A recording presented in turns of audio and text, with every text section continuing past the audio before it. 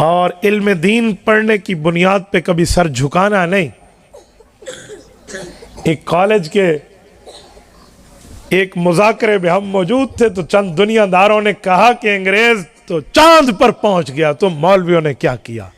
मैंने कहा मैं उस नबी का वारिस हूं, मेरा नबी तो आरश पर पहुंचा है, चांद क्या है।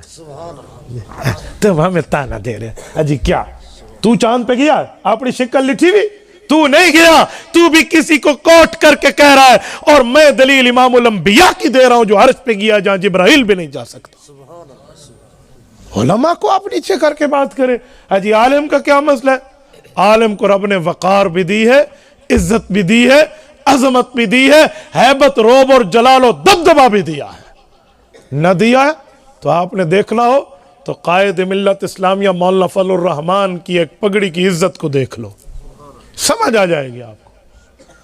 ये 2013 के इलेक्शन में लंदन के अंदर मिर्जा कादियानी का 5वां पोता मिर्जा मसरूर, जो इस टाइम पूरी दुनिया का कादियानियों का हेड ऑफ द डिपार्टमेंट है, हेड ऑफ द कमेटी है और उस पूरी कादियानियों का सरबराह है, उसने कहा कि पाकिस्तानियों के चंद सियासी, ये पीटीआई की तरफ इशारा करके कहा अजी मेरे पास आए, हमें वोट दो, हम आपको हक देंगे। मैंने कहा जाओ जाओ, तुम हमें हक नहीं दे सकते। मौलाना फजलुर रहमान की तरफ इशारा करके कहा कि जब तक ये पगड़ी वाला तुम में मौजूद है तुम्हारी दाल नहीं गलती।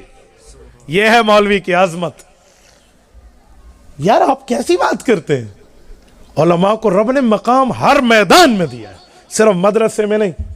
ये देखो एक कलील अरसे में ये लोग 2 दर्जन से जायद बंदे आपको दे रहे हैं जो अजमत कुरान अपने सीने में रख के बैठे हैं। इन बच्चों के माँ बाप, कोई माँ बाप नहीं है, उन्हें कोई आखिरत की फिक्र नहीं है कि हमारे बच्चे कहां कमाएंगे, हमारी दुनिया का क्या बनेगा।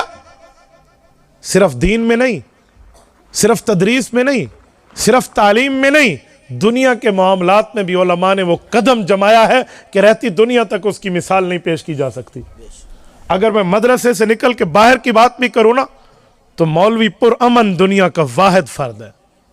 आप कहेंगे कैसे? मैं आपको अमन और अमान की मिसाल 2 दे देता हूं। चलो,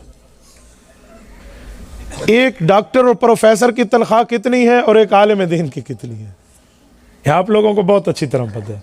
और आपने हमेशा हमारे डॉक्टर्स भाई, मैं एहतराम करता हूँ, हमारे कोलीग्स हैं, हमारे एडवोकेट दोस्त, हमारे बाकी प्रोफेसर हजरात हमारे लिए काबिल एहतराम है। उनके धरने आपने देखे होंगे कि हमारी तनख्वाहें बढ़ा दो, हमारा गुजारा नहीं होता, रोड ब्लॉक है, स्ट्राइक है, हड़ताल है। एक दिन दिखाओ कि मौलवी ने हड़ताल की हो कि आज असर की नमाज नहीं पढ़ाऊंगा, मेरी तनख्वाह बढ़ा दो, ऐसा मैं तरावियां नहीं पढ़ाऊंगा, मेरी तनख्वाह बढ़ा दो। और उनके बच्चे 2 ही अच्छे और 2 लाख में गुजारा नहीं होता। और मौलवी से पूछे जी तनख्वाह कितनी है, अजी मेरी 8,000 है। बच्चे कितने हैं? जी माशाल्लाह 10 हो गए, अल्लाह के फजल में। मौलवी कितना पुरअमन है यार, कोई मसला नहीं है मौलवी को, तो यह ऐसा पुरअमन है। और अगर मौलवी अपनी मस्जिद और मदरसे से बाहर आए तो सरकारी अमलाक का नुकसान नहीं करता, किसी की दुकान को लूटता नहीं है, किसी के कारोबार को बर्बाद नहीं करता, वो अपना हक मनवाता है। आज़ादी मार्च मौलाना फजलुर रहमान दामत बरकातुहुम कराची से लेकर इस्लामाबाद तक आए हैं, 1,500 किलोमीटर से जायद का सफर किया है, लाखों बंदे उस मार्च में मौजूद हैं।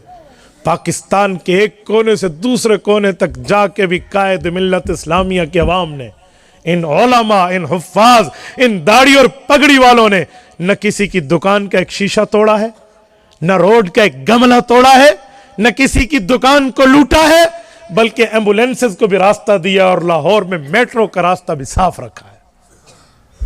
कोई नहीं मानता तो ना माने, लेकिन ये हमारा एक शानदार माजी है।